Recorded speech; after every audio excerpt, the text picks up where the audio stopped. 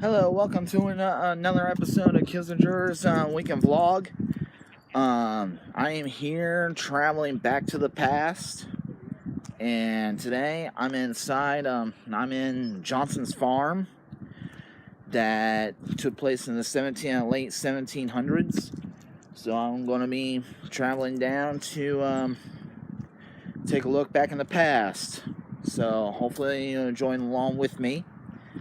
And I heard there's supposed to be a lot of interesting stuff to see and all that and learn about.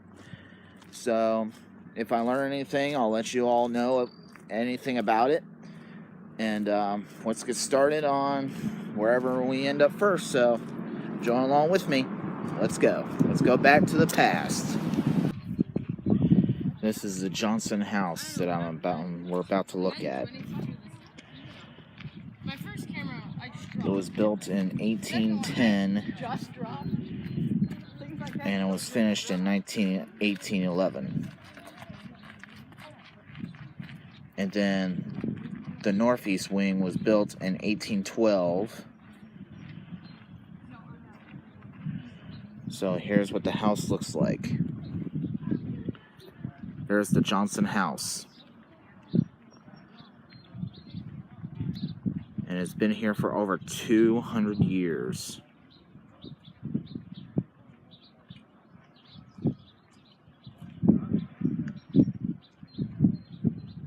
Let's take a look inside. Well, welcome to the Johnston home. What I'm going to do is just give you about 5-10 minutes of history in here, and then will be free to wander after that through the house. There's a lady upstairs named Ola. She can answer questions, kind of take you through up there if you want her to. And then there's another lady down in the kitchen, Sheila, sometimes Sonia down there. So if you've not been to the kitchen yet, there is somebody down in that area also. So what you'll do when you leave this room after I'm done talking to you is you can either take the stairway, go upstairs to Ola, go to the side over here and hit these 2 rooms on this floor and then go upstairs. But no matter what, when you come back from down upstairs, you're going to head back out the same door you came in, go to the right, and go down, and then go back to the right, come back in the house if you've not seen the kitchen. So we have a nice little spiral staircase. So we don't take that. We send you outside and around the house and then back in. So you guys are welcome to come in if you want to out there. Maybe they're just going to wander. So Mr. Johnston's a fellow in painting over here. And that was painted in 1840. He was 1820. He was 45 years old at that time. Came from Ireland when he was 11 years old, and he came into Pennsylvania and lived there for a while. At 11 or 12, you young gentlemen at that time were considered about the same as a 17 or 18-year-old is nowadays. Kids went to college at 12. Life was much shorter, so everybody lived it a lot faster. So because of that, Mr. Johnston had a job pretty quickly. He had really good handwriting, so he started out copying documents and letters for people. By the time he was 16, he was driving wagons, and if you've been back to the museum, that's where Fort Piqua was. So Mr. Johnston brought goods up to Anthony Wayne's fort, which was back at Fort Piqua. Said he came up here, took one look around, and he said, "I determined upon the spot it would be mine." So he made his mind up at 17 he was going to live here. No money, no means, no any way to do it. Life took him back to Pennsylvania, ended up in Philadelphia this time. First of all, he was a law clerk at the Supreme Court.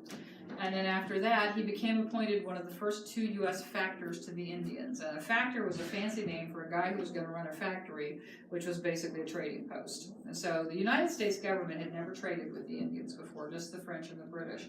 Well, it was a new young country. They wanted the French and the British out of here. They just didn't want to deal with that anymore. So Mr. Johnston was sent out to Fort Wayne in the Indian Territory to run this factory or trading post for the United States government. And I always say he basically was Walmart. His whole purpose for being out there was to undercut the prices of everybody else in the neighborhood. And so he was sent out with lower prices. Canadian trappers, our traders, were not really happy about that. They actually tried to burn the factory down in the first year. So they wanted him out of there. It didn't work though, he stayed 10 years. So traveling along with him was his lovely bride of 2 weeks, and her name was Rachel Robinson. She was a city-born and bred girl from Philadelphia. So for you ladies, that means we put a little basket on our arm and we walked down to Market Street and we said, "Can I have that chicken? How about that piece of beef over there? What are the spices?" Didn't have to grow the spices, didn't have to pluck the chicken, didn't have to butcher the pig. So she was used to that. She married him. Her honeymoon was 1,000 miles over the mountains, all the way out to the Indian Territory. where they started their life in Fort Wayne. I hope no one's from Fort Wayne, which I would politely describe in 1802 as a mud hole full of malaria. It was an awful place. So they were out there. They were both sick very quickly. They eventually had one little daughter that died. She was just under 3 years old when she passed away. So mine would be Michael Landon singing. So when she passed away, Mr. Johnston just starts to say, I can't stay here. For the sake of my family, I got to get out of here. So he'd gone out to Fort Wayne in 1802.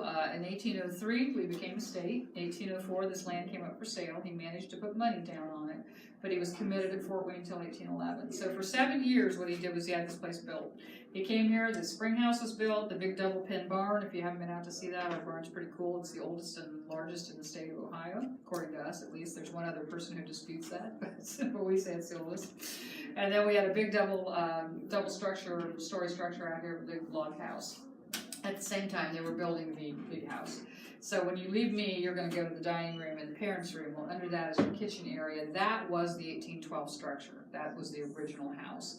When it became an Indian agency in March of 1812, because of the War of 1812, they added this wing on, and the belief at the time that they did the reconstruction here was that he realized he needed a private half and a public half. So this would have been like your meet and greet, bring in the clients, all that kind of stuff. You could lock the door next to the dining room and close that whole structure off from these two rooms over here. So it continued as an Indian agency through 1829. 1828, Andrew Jackson was elected. Jackson was a Democrat. Mr. Johnston was a Whig.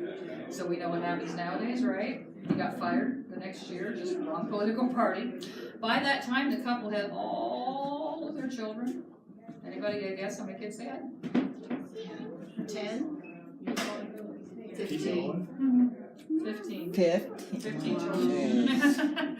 5 boys and 10 girls altogether. Oh. And ladies, I hate to tell you, in the 19th century, we really were high maintenance. Because we couldn't get a job, we couldn't go out and work in the fields, we had to have all this clothing. And then when we got married, because we had to have all this clothing, we had to have a dowry, because our husband had the money to buy all of our clothing for us. So Mr. Johnston hits 1830, he's lost his job, which was $100 a month, which was a really big wage for that time.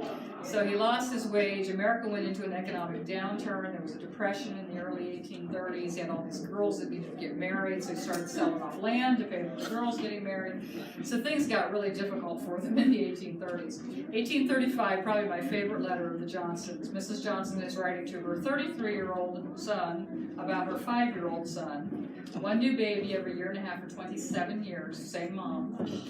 And James had come into her, and James told her, he said, Mommy, you shouldn't wear old dresses. When I grow up, I'll buy you new ones. I'll grow corn and buy you new ones. So if the 5-year-old is noticing your dresses are old, things are getting pretty bad. She probably was patching them. Maybe she hadn't had a new dress in 2 years. Something was going on. So things got difficult for them. At the same time, she took ill. She started to complain a lot about her stomach and about fatigue. Lost half of her weight very quickly. A modern day physician that I talked to said it probably sounded like Crohn's disease. So she passed away in 1840 at the age of 55. And then unfortunately between 1840 and 49, 7 of the 14 surviving children also died. So they lost the one at Fort Wayne, which was the 10th little girl, and then 7 of them in a 10-year period. 2 of the girls to complications from childbirth, 2 of the boys because of the Mexican War. One was killed in battle, one from illness. 2 of their daughters were actually developmentally disabled, and they just passed away very shortly after their mother did, and then one in the cholera epidemic. So at the end of that, Mr. Johnston left here. He moved first of all to Cincinnati. He lived there briefly with a couple of children, and then ended up in Dayton with his daughter, Julia Patterson. So are you folks familiar with the Pattersons of Dayton? We have Wright Patterson Air Force Base in Patterson Park. A young man named John Henry Patterson started National Cash Register, or NCR. Well, John Henry Patterson was John Johnston's grandson. So Mr. Johnston actually lived at the Patterson homestead down on Brown Street, which you can still visit. It's part of Dayton history for the last 10 years of his life. But now, mind you, life expectancy at this time was 45 for a man. He was 86 when he passed away. So he lived almost twice the lifespan. So we're talking about a 170-year-old, right? Nowadays would be about 170.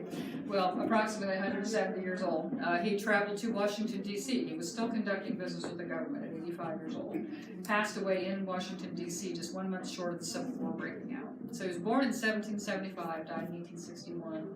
So he lived through the first 16 presidents of the United States. That's pretty amazing when you think about it. So after that, the house went to his son John Henry and then to William, and then William sold it to a Piqua family. No other family ever owned it and lived in it. They owned it and they put tenant farmers in it. So when you go into the dining room and the parents' room and the kitchen area, that's all the tenant farmers occupied. And at one point, they just really didn't need this room, so they turned it into a sheep pen. So there used to be sheep in here, and we have absolute proof that there were sheep in here. So they literally stripped this place down, took it all apart, replicated, reconstructed, restored, everything they could do, put it all back together. So it represents the year of 1829. As far as the furniture, it did not belong to the Johnstons, but it is all antique and dated to their time period, which is why you'll see all the little do not touch signs as you walk through. But it's based on his auction listing from when he left here. So if Mr. Johnston had a copy of the Declaration, we've got one. If he had a picture of Washington, we've got one. So it's a very close approximation of what was in the house. Also, you're going to see cases through the room, sometimes a corner cabinet, sometimes a case. Those items are the original pieces. So you'll want to look at those cases and read the little stuff that goes with it. Paintings original, dated 1820 from Philadelphia. And then the clock in the back corner actually belonged to Colonel Robert Patterson, and that was a gift to us from the Patterson estate to show the connection between the households. Colonel Patterson was a contemporary of Simon Kenton and Daniel Boone, and actually fought at the Battle of Blue Licks, where Israel Boone was killed. So he ended up as Julia Johnston's father-in-law, and so that's why we have his clock, and his picture's right there by the door if you're curious about him. So this is your drawing room. A moment ago, you lovely folks drew in here. So we would come knock on the front door, and then we would draw into the drawing room, and we would withdraw from the drawing room. So it has nothing to do with drawing pictures. It has to do with drawing in like a furnace has a draw. So the drawing room was the fancy formal meet room, and then also they had 6 weddings in here. So their son and 5 of their daughters were married in this room. It's kind of cool. But you guys got a question about anything in here or any of the history that you want to hear about? What's going on with the outside of the building? We are being repainted, and they went in behind the woodwork and scratched, and they got original paint, and that's the color. So that deep burgundy is the original color the house was painted. If you know anything about the Federal period, we all look at this thing and go, oh, look at these lovely muted tones. They're muted because they were old and faded. The Federal period had colors like the 60s. I mean, they were absolutely wild. Really wild patterns, wild colors. So the fact that it's that kind of deep burgundy doesn't surprise me at all. Painted brick, it was painted from the very beginning. It was never just a brick house. Part of that was to protect it because of being up on the hill. We have a lot of wind here, and it's Ohio brick, so it's really weak. Also, it was prestige. You could afford the paint. So, you paint your house because you could show that you had the affluence to afford a painted house. So, see, it's shocking to us, because we've been here, my coworker's been here 27 years, and I've been here 14, and we're looking at this house going, whoa. Because it's just the color is so different, and the kind of slightly yellowish woodwork on that end is also original. What was the blue for? That is, we have had a lot of water damage. They did some restoration about 15, 20 years ago, and they put in new mortar between the bricks. They used the wrong mortar. It's been sucking water in for 15 years. So we have a huge amount of water damage through the house. So all that is the sealant that's underneath the paint. So they're sealing all the water damage. And then over the next 5 years, we're hoping that we're going to have an interior project also. So they're going to come in and fix all the damage, and then also probably correct some of the colors and things according to what, because there's not a lot left here, but they've been able to have certain things they've done color testing on to find, the colors that maybe the house had, working on whether we have wallpaper or not. Is this the natural temperature? This is the natural temperature right now, yeah. Yeah, we actually have air conditioners. I have them set so they rarely come on. Every once in a while they'll come in, they'll cool the bricks down, and then the bricks just keep it cool, basically. So, yeah. They didn't live uncomfortably. Actually, there was a volcano that went off in 1816. It was called Mount Tambora. It coated the northwestern hemisphere with 8 inches of ash. And so in June of 1816, there was no summer. They had snow twice in June, and it was big, heavy snow. So the highest temperature in the 1830s for the Johnstons was 79 or 80 degrees, and it was going down to 45 at night in July. He had frost in June, killing his crops. So yeah, so it was, they probably did not struggle with heat as much as they struggled with cold. Which is why we ladies got to wear 15 pounds of clothing like I'm wearing today. I have my lovely corset under here, that weighs about 2 pounds. My dress weighs 5 pounds. I got it through the mail, so I know what my dress weighs.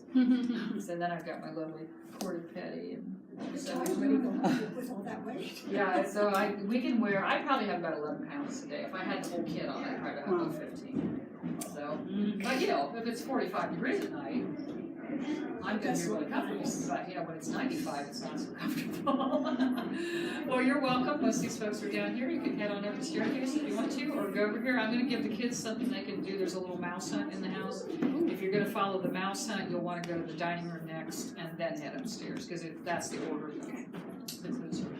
I will give you guys that as soon as I can get out the door. Thank you. Thank you.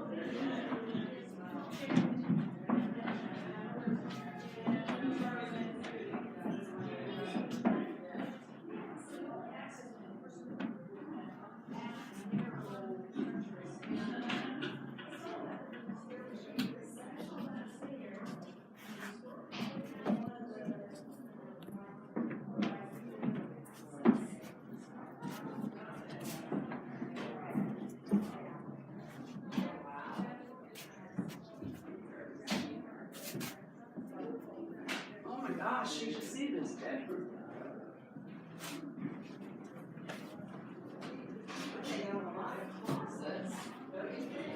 Yeah, I said that, felt you built big rooms.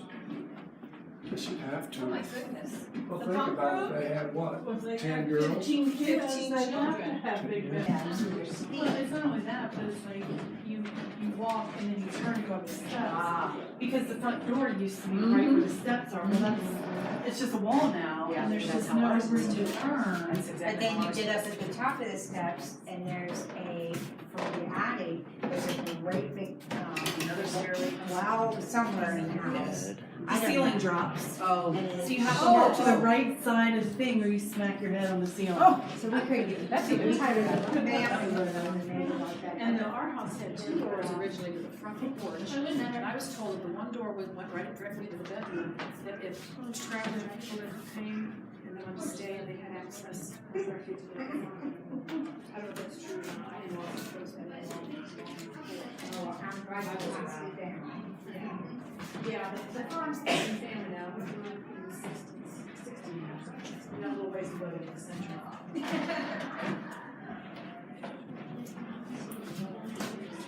See my skin up from there, I was like, Oh. yes.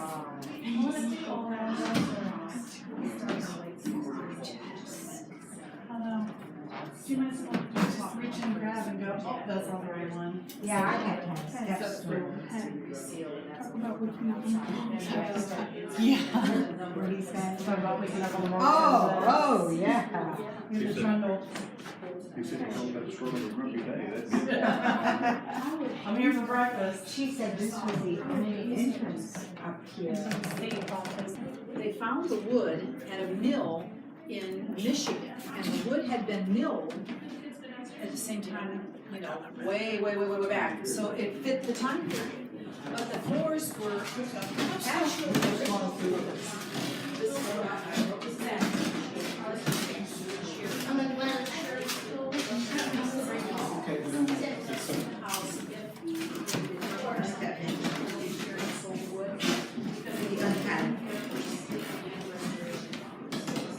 Going back downstairs. This must be a sofa.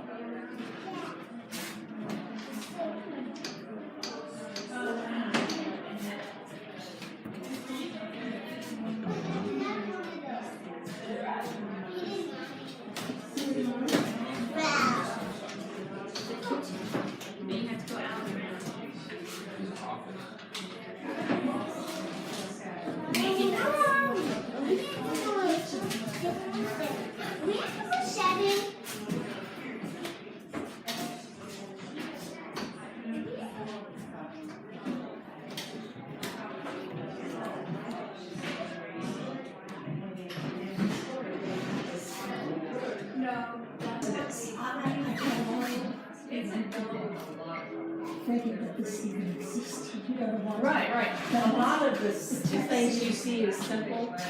They see like. They did have higher help for the farm, and he stayed in and walked down the spring house.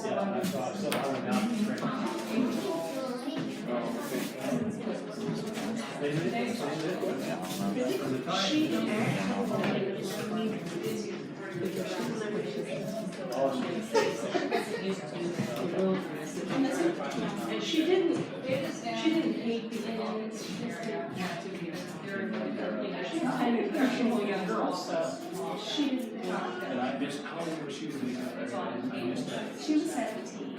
He was 27. I had about her, and her family did not approve of it. They would not approve that he was working while they were and it was going to take her away home. So being the rebellious 17-year-old, she married him. Yeah. And they did eventually move up and everything. And then also, years later, but you know, they did eventually leave her. But she was a strong woman. They were cooking downstairs and bringing up that stairs and back here. One more mouse? You gotta find a mouse trap. Thank you. Yeah. Thank you very much. Thank you.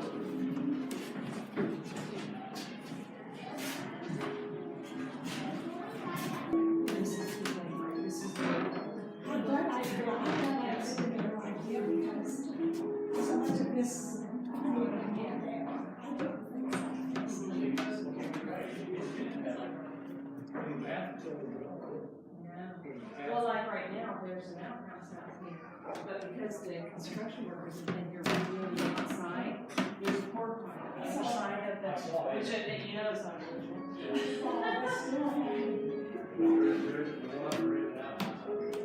yeah, and it's tree lined. If you walk down to the barn, you can see there's, it's not a camouflage, but it is in there.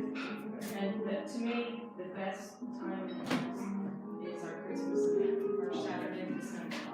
They have pictures. You actually eat here. Hello. It is buffet style. We set up food in there, buffet style. And then they decorate the house with the Irish descent, Irish liquor. And then they have a program on this plate as a they serve Irish cookies, they serve this Irish cider. Everyone sings Christmas carols. You get a tour of the house.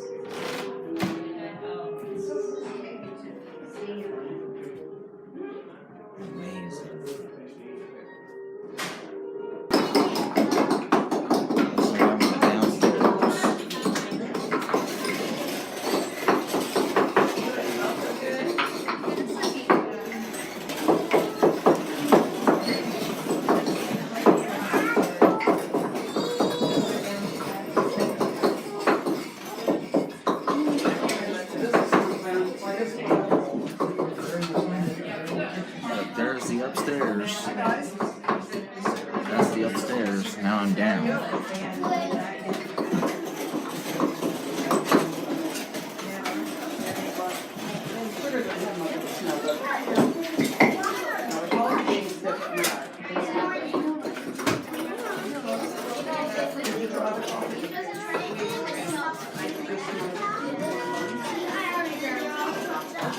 Oh, guys, you wanna do some sugar? You can do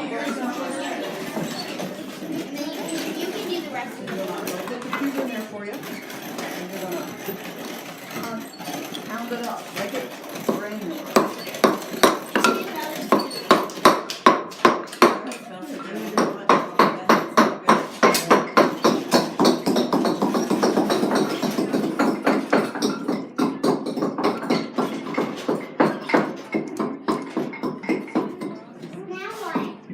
We all done? Well, good. Right there. You're all done. Okay, and then whoever hasn't done coffee beans can come over here and grab the coffee.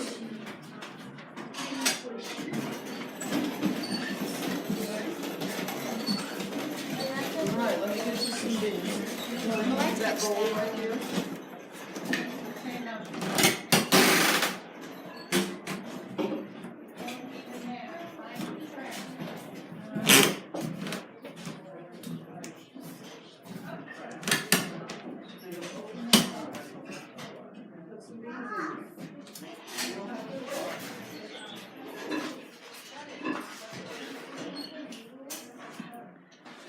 Johnston, 1858.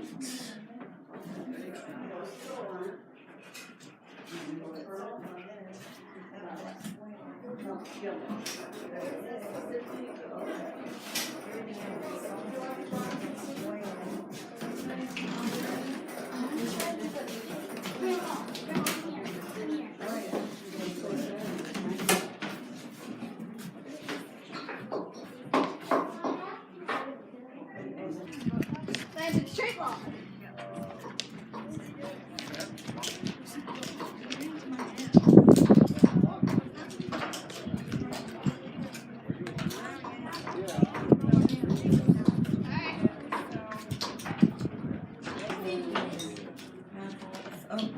Courtyard.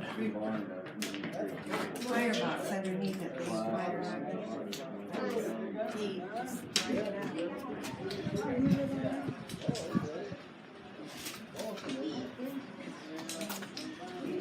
Going down there next.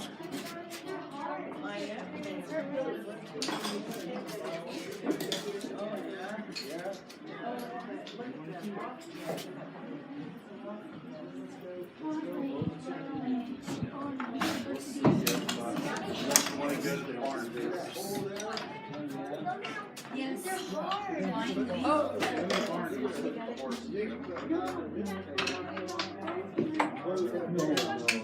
got it. I did too. Second time. Scrapes the steel and kicks it out of the way. And then the sparks fall. He does not.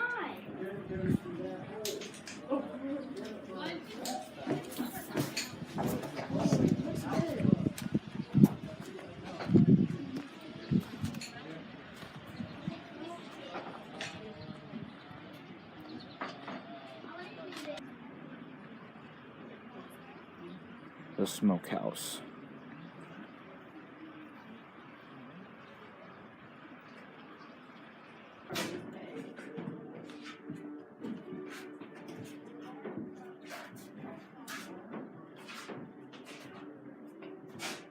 And after that, you're not even done, you get to see all that over my hand. So you had limited outfits. And seeing teenagers there, I know how happy you'd be to know you maybe had one outfit that you wore every day. To work in weeks and weeks at a time. You may wash it once a week when the weather's nice, it'd be less often than that if it was cold out because you don't really have a chance to hang it out. You had a nice outfit for church on Sunday, and that might be all the clothes you would have. What would you wear when it was really hot? You might trade into your nice outfit, or just wear, I don't know, just, yeah. You had your work outfit, you had your nice outfit. And that was it.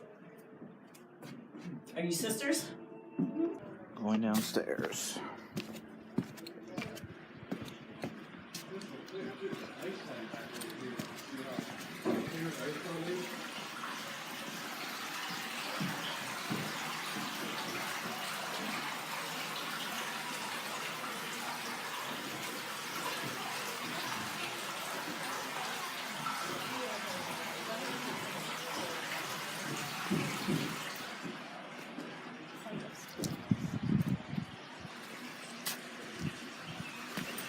Trying to watch my stepping.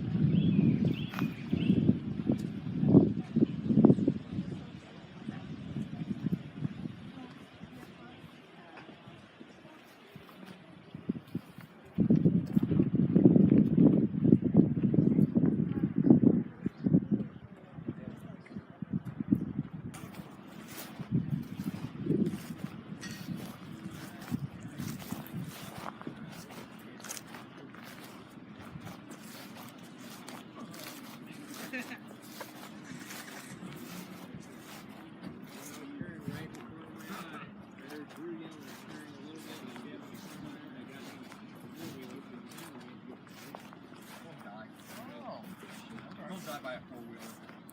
And then it's no, even worse of a way is dying from the I feel like I would die. Yes, that is a horrible way to go, or a DMC. I feel like I would die by someone in that thing.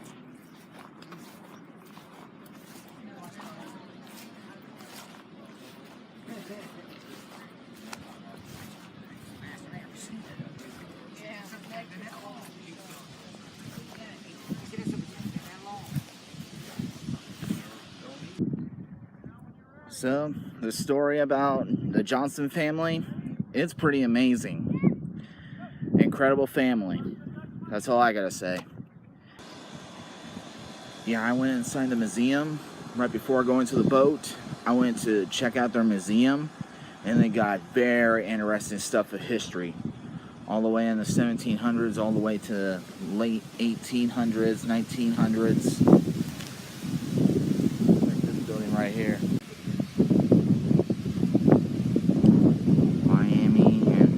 Canal.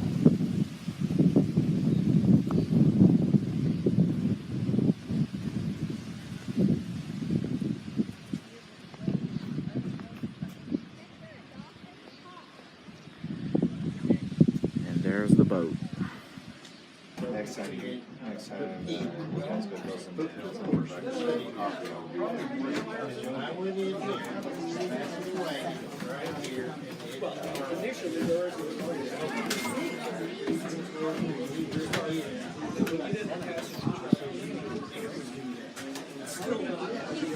This year I'm going to try an experiment.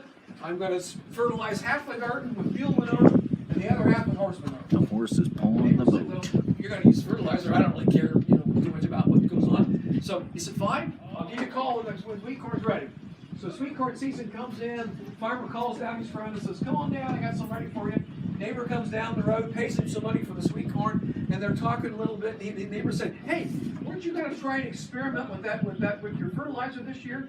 And the farmer said, "Oh yeah, that's right."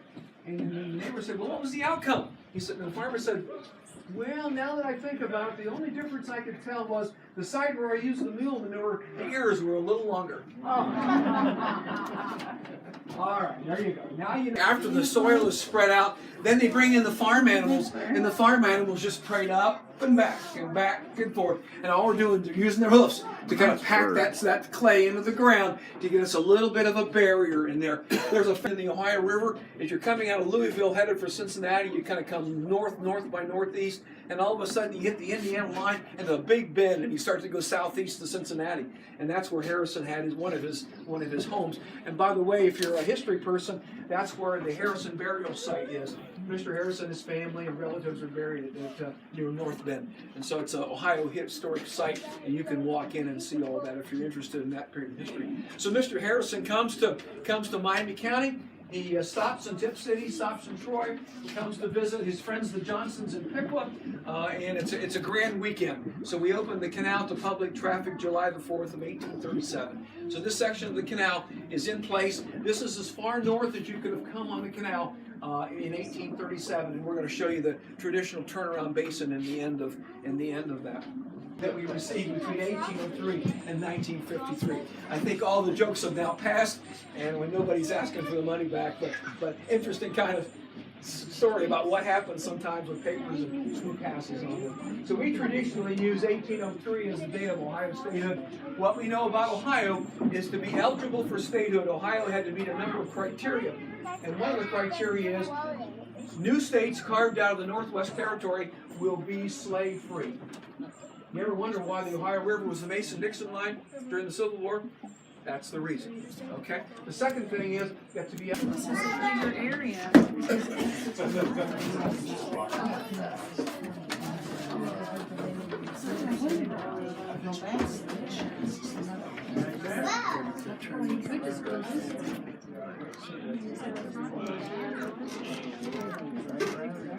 Get ready to turn around.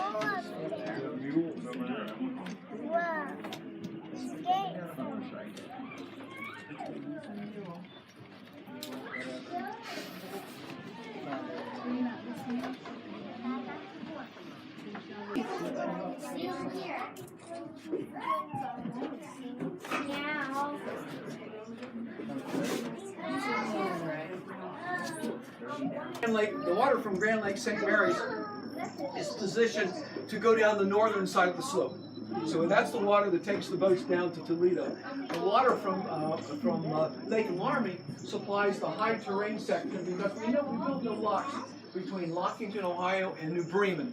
Per car, you could do that with ratchet. They had a big tool that they would put between two rocks on a lock, and the locks poked out, and they would ratchet those locks and the big stones back into place using this huge, big ratchet system that they had to use to do that. So all kinds of tools invented for work on the canal. I really enjoyed the ride of the boat and learned a lot of history today, and hopefully you all enjoyed it. It's time for me to say goodbye for now. I'll see you guys next weekend. Well, I thought I heard somebody talking. But by the way, I'm going to end this video. So, hopefully you guys enjoyed. See you next weekend. So long.